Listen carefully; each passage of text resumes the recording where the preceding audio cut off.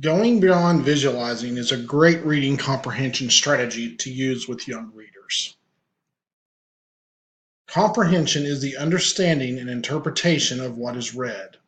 To be able to accurately understand written material, children need to be able to decode what they have read, make connections between what they read and what they already know, and think deeply about what they have read.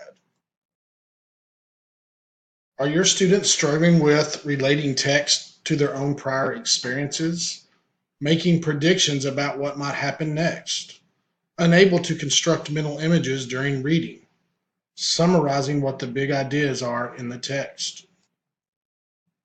Going beyond visualizing helps readers comprehend by using all five senses. This activity inspires the reader to use all senses to comprehend the text.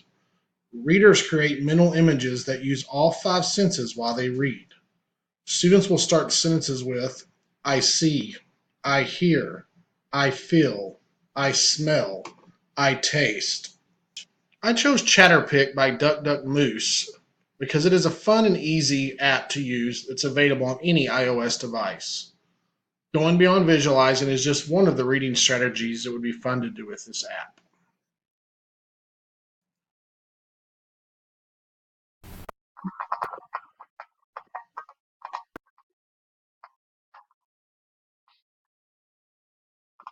As you can see, this app is very easy.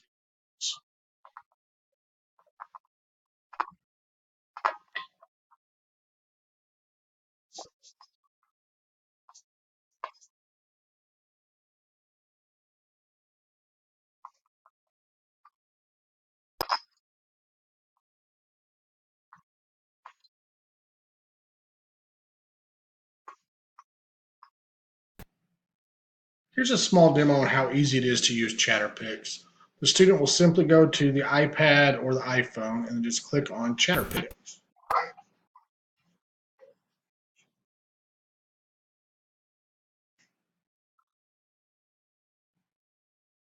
Once Chatterpix has come up, the student will simply select Take a Photo.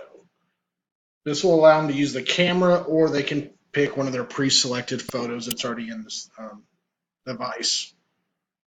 Once they pick the photo, they can move the photo around to decide how they want it.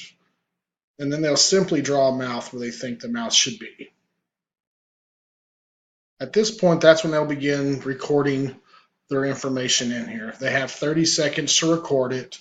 During this time, if they make mistakes, they can start back over, and it's not a lot of work to do that. And then once it's all recorded, it will give them the option to play it back. And just simply click the playback button here. And then they can listen to what they have said. If they've decided any time during this they didn't say something correctly or left information out, they can start over. Once they're happy with what they've put in the information, they'll just simply select Next. This will let them change the colors. They can add stickers to their picture to just make it a little bit more creative, make it their own. I've picked a few little silly things just to make the cow look more human-like, like he could really talk. I've selected a cowboy hat that you can put up there with the feather in it.